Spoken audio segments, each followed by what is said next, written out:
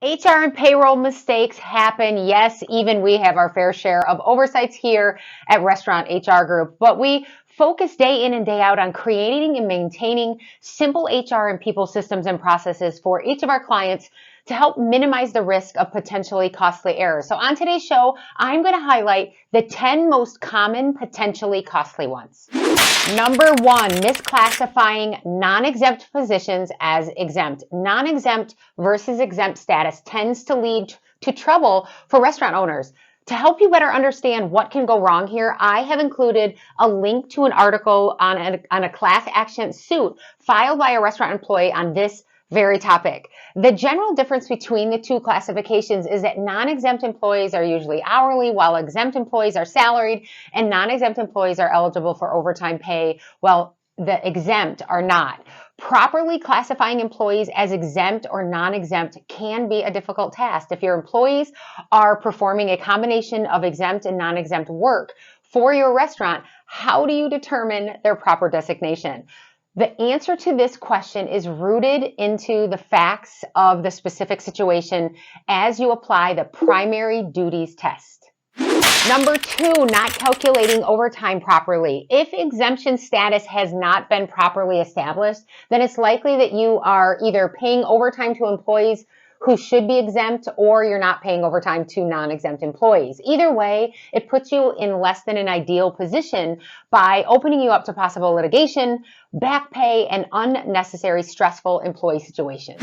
Number three, not paying the correct minimum wage. Minimum wage can be challenging since it's influenced by state, federal, and municipal regulations. The federal government enforces a minimum wage, and depending on the states you operate your restaurants in, minimum wages can vary drastically. You must abide by the highest minimum wage.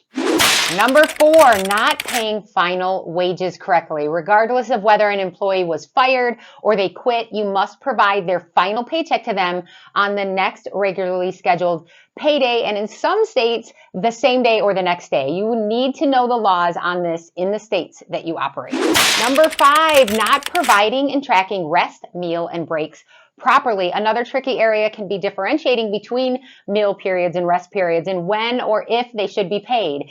And meal periods, rest periods, or breaks should be documented.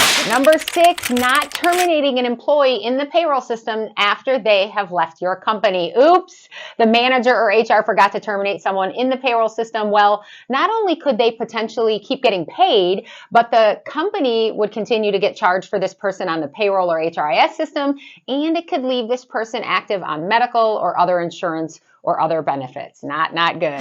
Number seven, not setting up proper deductions in payroll. It's a good idea to audit the payroll deductions periodically. When garnishments or insurance premiums or other benefit deductions are not set up and the employer has to go back and try to get the employee to pay for the mistake, it can, of course, get really messy, and many times you're not able to recover the losses.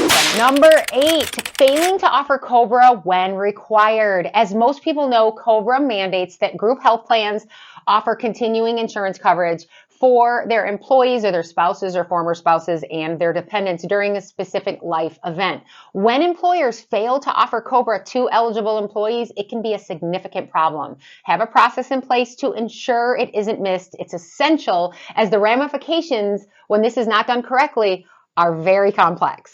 Number nine, not terminating an employee from the health insurance plan. Too often, a big misstep when someone leaves your company is notifying the insurance company when someone has either canceled their insurance or the insurance is ending due to them leaving your company and they haven't elected COBRA. So you've got to make sure that you have a policy and a process in place for this, and I would recommend auditing this regularly.